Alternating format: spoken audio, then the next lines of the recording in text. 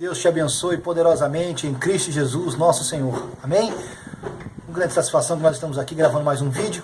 Eu gostaria de falar a respeito hoje sobre sacrifícios. Nós temos visto diversas igrejas, principalmente essas neopentecostais, adeptas da teologia da prosperidade, falando a respeito de votos e sacrifícios. E a sua mãe, a mãe de todas as heresias com relação a esse fato, a grande Babilônia, a Iurde, que prega sobre sacrifícios materiais. Será que isso realmente é da vontade de Deus? Será que isso realmente é bíblico? Será que nós temos que sacrificar a nossa casa, o nosso carro, para alcançar algo da parte de Deus? E assim conquistarmos bens perecíveis aqui na terra? Será que isso é bíblico? Então vamos aos textos, vamos à luz das Escrituras tentar dirimir essas dúvidas, amém? Jesus, ele, quando chamou o apóstolo Mateus, quando ele estava na coletoria de impostos ali, Mateus vai para sua casa e faz um grande banquete, e chamando assim os seus amigos publicanos, que eram odiados pelos judeus, pelos fariseus. E naquele momento os fariseus começam a murmurar a respeito daquela atitude de Jesus de estar assentado com pecadores. E aí Jesus fala algumas coisas a respeito disso lá em Mateus capítulo 9, no versículo 13. Vamos lá. Vamos ler o 10, E sucedeu que, estando ele em casa, à mesa, muitos publicanos e pecadores vieram e tomaram lugares com Jesus e seus discípulos. E sucedeu, ora, vendo isto os fariseus, perguntavam aos discípulos: por que come o vosso mestre com os publicanos e pecadores? Mas Jesus, ouvindo, disse: os sãos não precisam de médico, e sim os doentes. Ide, porém, e aprendei o que significa misericórdia eu quero, e não sacrifícios, holocaustos, pois não vim chamar justos, e sim pecadores ao arrependimento. Amém? Em outro trecho, lá em Mateus ainda, no capítulo 12, no versículo 1 em diante, vamos ler o texto, diz assim: por aquele tempo, em dia de sábado, passou Jesus pelas searas. Ora, estando seus discípulos com fome, entraram a colher espigas e a comer. Os fariseus, porém, vendo isso, disseram-lhe: eis que os teus discípulos fazem o que não é lícito fazer em dia de sábado. Mas Jesus lhe disse: não lestes o que fez Davi? Olha como é interessante, só para a gente, como Jesus sempre chama a atenção para que eles entendam e interpretem as Escrituras. Porque eles eram doutores da lei, mas interpretavam as Escrituras de forma errada. Vamos lá. Como entrou na casa de Deus e comeram os pães da propiciação, os quais não eram lícito comer, nem a ele, nem aos que com ele estavam, mas exclusivamente aos sacerdotes. Ora, não lestes na lei, que aos sábados os sacerdotes no templo violam o sábado e ficam sem culpa? Pois eu vos digo, aqui está quem é maior do que o templo. Mas se vós soubesseis o que significa misericórdia quero e não holocausto, não teríeis condenados os inocentes, porque o Filho do Homem é Senhor até do sábado. Amém, querido? Para que nós entendamos esse texto, nós temos que nos reportar a cerca de 800 anos antes de Cristo, quando Oséias, lá em Oséias capítulo 6, no versículo 6, diz assim. Vamos lá, Daniel.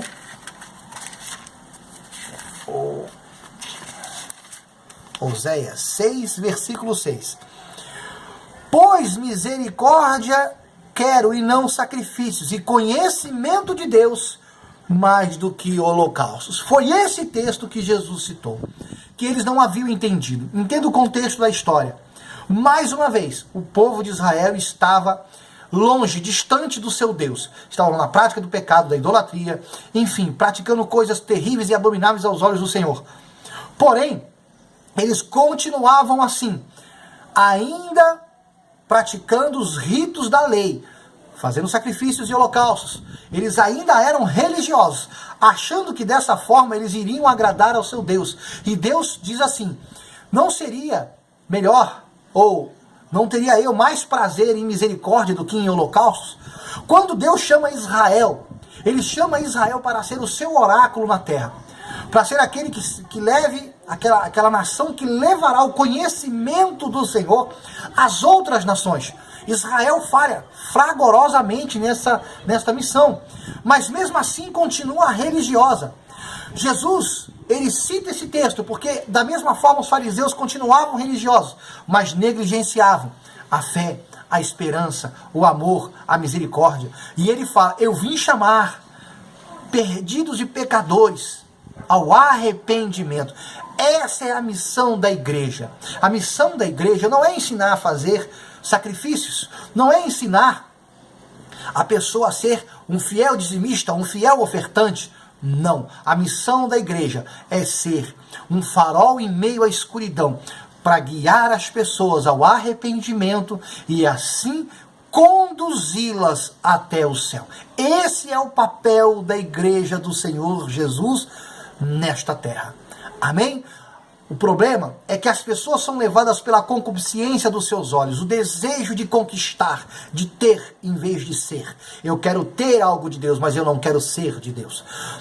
A maior questão, porque essas igrejas prosperam nas suas heresias, é porque as pessoas, elas são gananciosas, elas querem conquistar bens materiais e são ensinadas a isso, não são ensinadas a se arrepender dos seus pecados. Aliás, se prega muito pouco hoje nas igrejas com respeito ao pecado, ao abandono do pecado. Se prega muito pouco hoje nas igrejas com respeito ao inferno, que ele é real e que aqueles que não estiverem em Cristo irão para lá. Se prega muito pouco sobre isso, mas se perde muito tempo pregando sobre dízimo, sobre oferta, sobre voto e sobre sacrifício. Para terminar esse vídeo, me lembro, eu estava em Osasco, né, e fui num culto, uma reunião de domingo na IURD. Todos sabem que domingo, pretensamente, é o dia que você busca a presença de Deus. É o dia do Senhor. É o culto que nós buscamos o Espírito Santo na Igreja Universal. E aí nós fomos para a igreja, eu e minha esposa, a gente já estava meio que desgostoso com algumas coisas, não sentíamos mais aquele fervor, aquela vontade de estar na Igreja Universal. Mas ainda estávamos ali de forma religiosa, confesso a vocês, porque não havíamos ainda encontrado um lugar para congregarmos de fato e de verdade. E aí um dia, o pastor está na reunião e ele está pregando sobre o voto da justiça. Ele prega a reunião inteira sobre o voto da justiça. E aí no final ele despede as pessoas: bom, pessoal, vai em paz e segurança para casa, etc e tal, aquela coisa toda. Eu olhei para a cara da minha esposa e falei assim: ele não buscou o Espírito Santo. E aí ele virou para o auxiliar e falou assim: eu esqueci alguma coisa? Aí o auxiliar foi no ouvido dele e falou assim: pô, buscou, esqueceu de buscar o Espírito Santo. Aí ele: pessoal, espera um pouquinho aí, pessoal, poxa, volta. Poxa, nós esquecemos de buscar o Espírito Santo. Eu pergunto para você, como a pessoa iria sentir a presença de Deus depois daquela presepada? Eu fui embora com a minha esposa, nunca mais voltei na Igreja Universal. Então, o que Deus requer de nós é misericórdia, é amar ao nosso próximo como a nós mesmos, é de dedicarmos a nossa vida a pregar a palavra de Deus e a sermos discípulos de Jesus, a sermos iguais a Jesus. E o que é ser igual a Jesus? É amar como Ele amou, é ter misericórdia como Ele teve, é fazer a obra do Senhor com abnegação, com o coração voltado para as pessoas, fazendo assim a vontade de Deus, fazendo com que as pessoas conheçam o Deus verdadeiro, que se arrependam dos seus pecados e que tenham um encontro verdadeiro com o Senhor e viva em Cristo, em amor, para que assim outras pessoas também sejam alcançadas pelo poder de Deus através do nosso testemunho e do nosso serviço ao Senhor. Amém? Misericórdia eu quero, mais do que sacrifício. Você não precisa sacrificar, você precisa amar a Deus sobre todas as coisas e ao seu próximo como a ti mesmo. Amém? Não caia nesse engodo, não caia nessa mentira, não seja enganado por esses falsos profetas, por esses falsos mestres que ensinam coisas que não tem nada a ver com as Escrituras. Citar as Escrituras não quer dizer falar a verdade. Satanás citou as Escrituras para Jesus, mas isso não quer dizer que ele falava a verdade. Amém? Que Deus te abençoe e te guarde, que Ele faça resplandecer a luz do seu rosto sobre ti, que Ele tenha misericórdia de ti e te dê a paz, não somente hoje, mas para todo sempre. Que Deus te abençoe poderosamente em Cristo Jesus. Um forte abraço.